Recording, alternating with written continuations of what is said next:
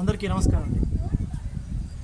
నిన్న రాష్ట్ర హైకోర్టు రాష్ట్రంలో కొంతమంది పోలీసులు వ్యవహరిస్తున్న తీరును తీవ్రంగా తప్పుపట్టింది. పోలీస్ యూనిఫామ్లో వెళ్లకుండా పౌరులను అరెస్ట్ చేయడానికి మీరు మఫ్టీల్లో ఎలా వెళ్తారు అంటూ తీవ్ర ఆగ్రహం వ్యక్తం చేసింది. సుప్రీంకోర్టు ఆదేశాలు మీకు పట్టవా? ఇంటికి వెళ్ళి ఎలా అరెస్ట్ చేస్తారు అంటూ చాలా చివాట్లు పెట్టింది. గుంటూరు జిల్లా తాడేపల్లిలో వైసీపీకి చెందిన Kunchala Soundar Reddy YCP social media activity volunteer విభాగ రాష్ట్ర వైసీపీ ప్రధాన కార్యదర్శి. ఇతన్ని ఈ నెల 22వ తారీఖున తన భర్తని సౌందర్ రెడ్డిని పోలీసులు అరెస్టు చేశారంటూ ఆమె భార్య కుంచాల లక్ష్మీ ప్రసన్న తాడేపల్లి పోలీస్ స్టేషన్కి వెళ్ళి ఫిర్యాదు చేసింది. అయితే దీనిపై వాళ్ళు ఎలాంటి ఫిర్యాదు తీసుకోలేదు. అయితే వాళ్ళు మొన్న మంగళవారం వాళ్ళు హెబియస్ కార్పస్ దీని మీద వేస్తే రాష్ట్ర హైకోర్టు దీన్ని పరిశీలించి ఈ సౌందర్ రెడ్డి ఎక్కడున్నాడు అని రాష్ట్ర పోలీసులను అడిగింది. సౌందర్ రెడ్డి మేము ఎవరు అరెస్ట్ చేయలేదు, అతను ఎక్కడున్నాడో మాకు తెలియదని రాష్ట్ర పోలీసులు ముందు సమాధానం చెప్పారు. తర్వాత ఈ సౌందర్ రెడ్డి ఎక్కడున్నాడో ఖచ్చితంగా 24 గంటల్లో తీసుకొచ్చి మా ముందు ప్రవేశపెట్టాలని చెప్పింది హైకోర్టు. ఈ రాష్ట్రంలో వేరే ఏ మెజిస్ట్రేట్ ముందు ప్రవేశపెట్టకూడదు, డైరెక్ట్గా మా దగ్గరికి తీసుకొని రావాలని హైకోర్టు చెప్పింది. కానీ పోలీసులు ఏం చేశారు? ఇతను గంజాయి అక్రమంగా తరలిస్తుంటే అరెస్ట్ చేశారు. పత్తిపాడు పోలీస్ స్టేషన్ వాళ్ళు ఇక్కడ నమోదు చేశారు కేసు అని చెప్పి వేరే మెజిస్ట్రేట్ దగ్గర తీసుకెళ్ళి ప్రవేశపెట్టారు. ఆల్రెడీ హైకోర్టు చెప్పినా కానీ పోలీసులు వేరే మెజిస్ట్రేట్ దగ్గర తీసుకెళ్ళి సౌందర్ రెడ్డిని అక్కడ ప్రవేశపెట్టారు. అక్కడ మెజిస్ట్రేట్ ముందు సౌందర్ రెడ్డి తరపున లాయర్ వాదనను వినిపించగా ఇది ఆల్రెడీ హైకోర్టు పరిధిలో ఉందని, ఇతన్ని వేరే మెజిస్ట్రేట్కి తీసుకెళ్ళకూడదని రాష్ట్ర హైకోర్టు చెప్పినా కానీ పోలీసులు ఇక్కడ తీసుకొచ్చారని ఆ మెజిస్ట్రేట్కి విన్నపించారు. దీనిపై మెజిస్ట్రేట్ అతనికి బెయిల్ ఇచ్చారు. డైరెక్ట్గా హైకోర్టులోనే అతన్ని ప్రవేశపెట్టండి అంటూ చెప్పారు.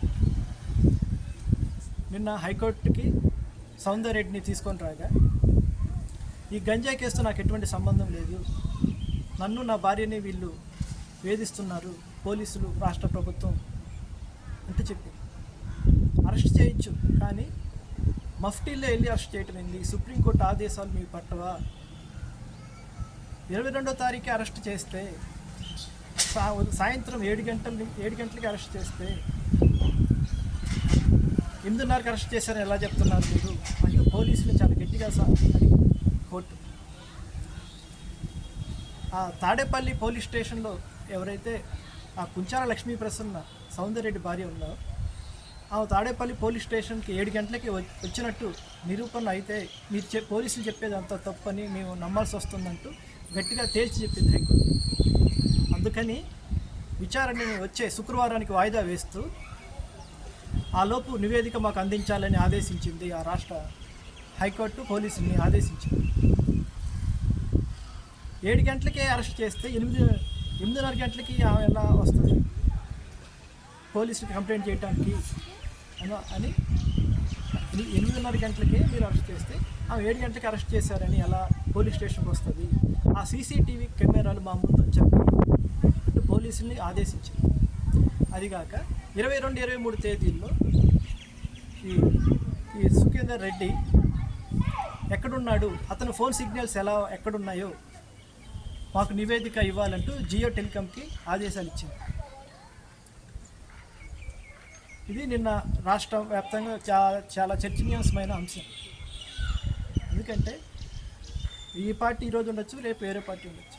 సోషల్ మీడియా వాళ్ళని ఇలా అక్రమంగా కేసులు పెట్టి మా వాళ్ళని వేధిస్తున్నారంటే అటు పక్క వైసీపీ ఆందోళన వ్యక్తం చేస్తుంది.